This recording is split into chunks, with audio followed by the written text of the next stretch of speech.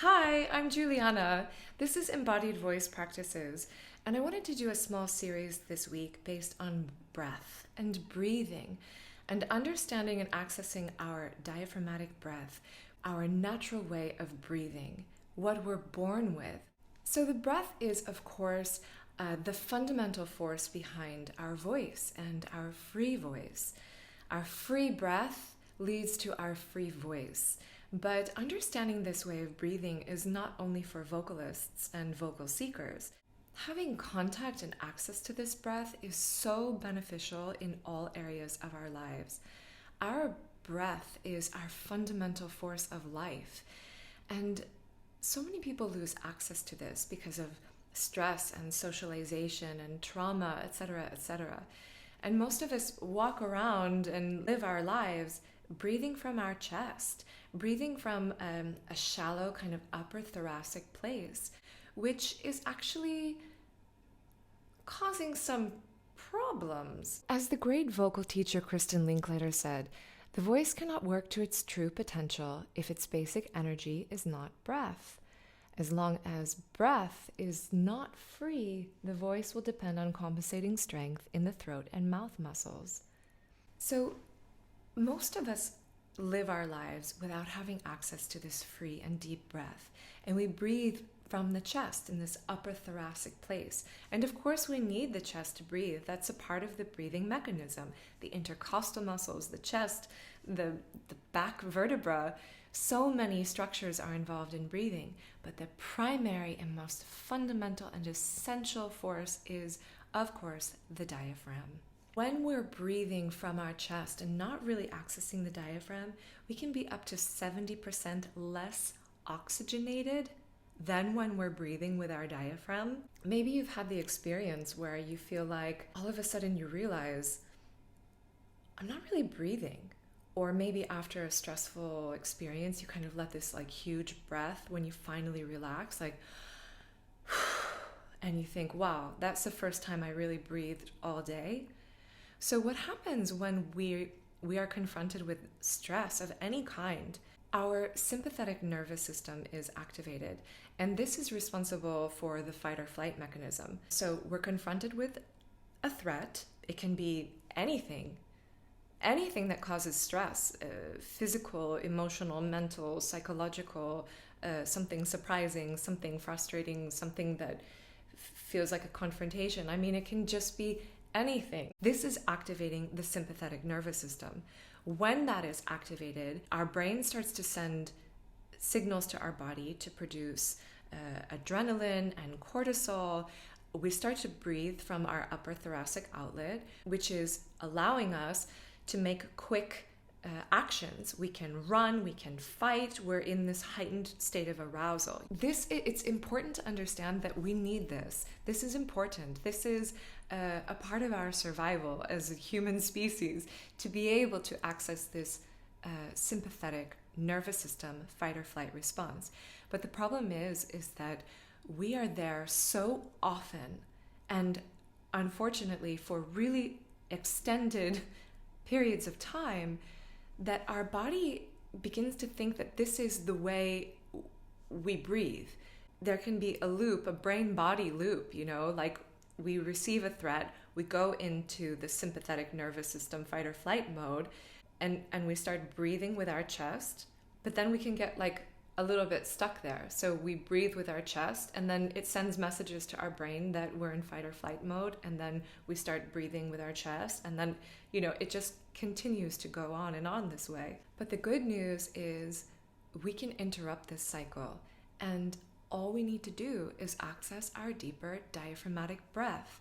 When we're breathing with our diaphragm, this activates the parasympathetic nervous system, and that is the nervous system that is responsible for rest, digest, healing, recovery, states of calmness, a feeling of wellness, well-being, and we need this as well. So by activating our diaphragmatic breath, we can send a message to our brain that we're not under threat, that we are calm, and this is sending a flood of hormones in our bodies that are making us feel good and calm, and we're having access to higher ways of thinking. It's so important to be able to access this way of breathing on a daily basis. Not only is it the absolute beginning and ultimate support for our voice, but it's also so important for the rest of our lives. So let's talk a little bit about the diaphragm itself, the structure of the diaphragm. I love anatomy, and it's so important and helpful to understand the anatomy of our body, because when we can picture it, we can access it a little bit better. So the diaphragm is this wonderful dome-shaped, flexible, powerful muscle that sits up at the base of our ribs.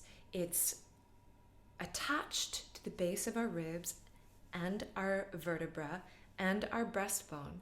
So it's in an entire circumference around the thoracic cavity. And it actually separates the upper thoracic cavity with the lower abdominal space, where all of our organs are held. So what happens when we breathe in is that the diaphragm contracts down. And when we breathe out, the diaphragm releases up into its resting position. So diaphragm contracts down on the inhale, which creates an interthoracic pressure whereby the air can just flow in naturally into our lungs, going all the way down to the bottom of our lungs. And then that contraction releases and goes back up. So a lot of times we think of our deep diaphragmatic breathing as a belly breath, which is kind of true and also kind of not. So when we breathe in and the diaphragm contracts downward, it's putting like a small pressure on the organs that are underneath the diaphragm. So all of the organs below get this little like pressure, this little massage. Diaphragm contracts down and the organs push out against the abdominal wall. And this is really natural and really healthy. Actually, our body needs it. Our organs need this kind of continual pressure and release to function at their optimal level. So if we're like really held, we have our abdomen held because of, I don't know, stress, or that's the way we've conditioned our bodies, we're losing access a little bit to our natural breath. You can absolutely have a toned and strong body and still be able to breathe the way you're meant to breathe. It's only a matter of activating this process. So to summarize, breath comes in because the diaphragm contracts and moves down. Belly is pushed out a little bit because the diaphragm is pressing a little bit on the organs. Great. On the exhale, diaphragm releases up. Belly and diaphragm come back to their resting neutral state.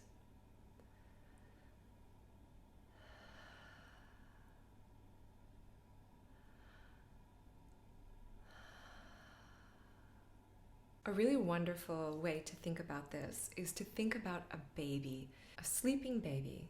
Babies are born essentially perfect, and their breathing function is perfect. Their body is so free without any tension or stress, trauma yet, and they're able to breathe in a perfect way. So if you imagine a baby sleeping, laying on its back, so the belly will rise and fall, yeah? So it rises with the inhale and then falls on the exhale. And it's this perfect like flow, this tide of breath. And you might even be able to see some of that intrathoracic pressure. So when the diaphragm, so imagine if this is the belly, okay? And this is the chest. And the diaphragm is between these two places. So the diaphragm contracts down, belly moves up, and maybe the chest even depresses a little bit down, and then releases back up. No tension to block the breath, just perfect breath.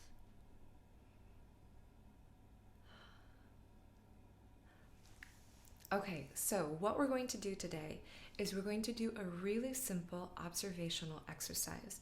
And you can do this laying down or sitting in a chair. Either one is totally fine. So come into a sitting or lying position. Either is totally fine. And actually, I recommend that you try it both ways and see how it's different.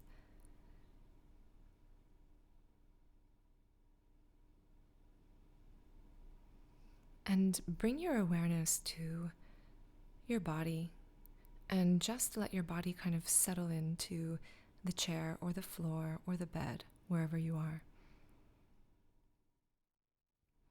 And bring one hand onto your belly and the other hand onto your chest. And first, I just want you to observe your natural way of breathing right now. So you don't need to do anything to change your breath. Just observe. So you can kind of look with your mind's eye at what's happening with your breath.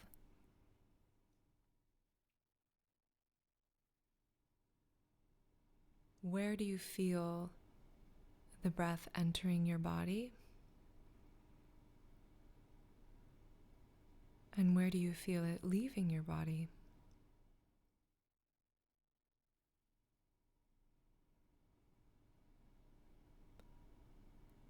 Do you feel the breath moving or traveling inside of your body?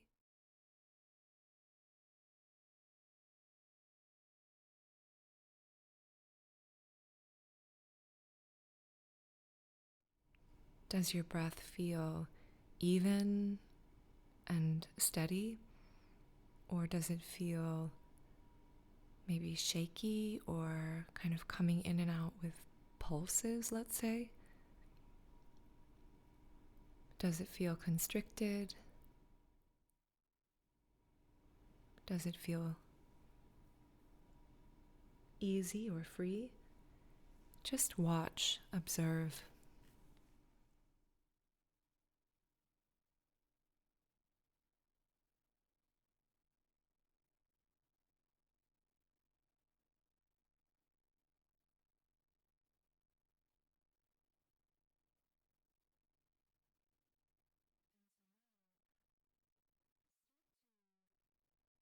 Bring your awareness to the hand that's on your belly and see if very subtly, very gently, as you inhale, if you can begin to direct the breath down to that area where your hand is. So see if your hand can start to move with the inhale and the exhale.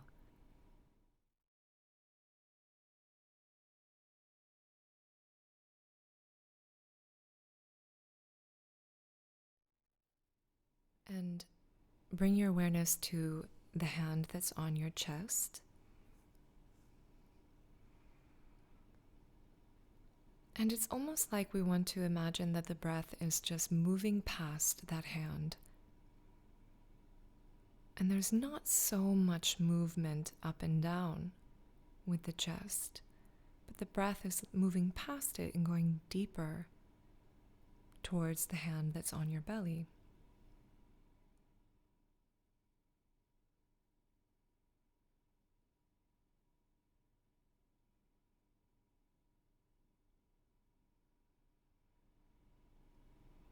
And with each breath, try to begin to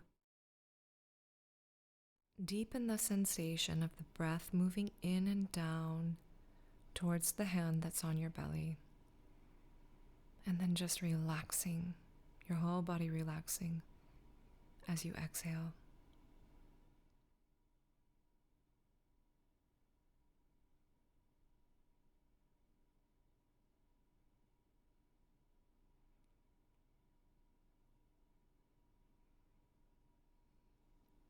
Maybe you can start to have the sensation that the breath is deeper and fuller, longer.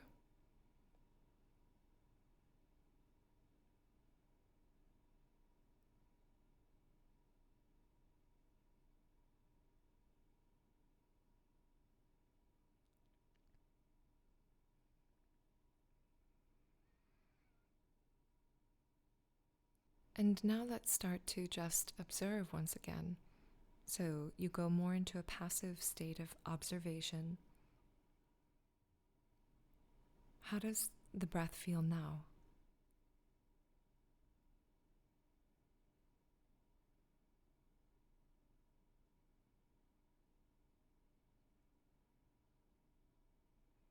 Okay, take a deep breath and stretch a little bit. Move your eyes around the room. And slowly help yourself up if you are laying on the ground or on a bed. I recommend to do this exercise every day. This is so great for being able to just contact and be aware of your breath. The most amazing thing is that we actually don't need to do a lot.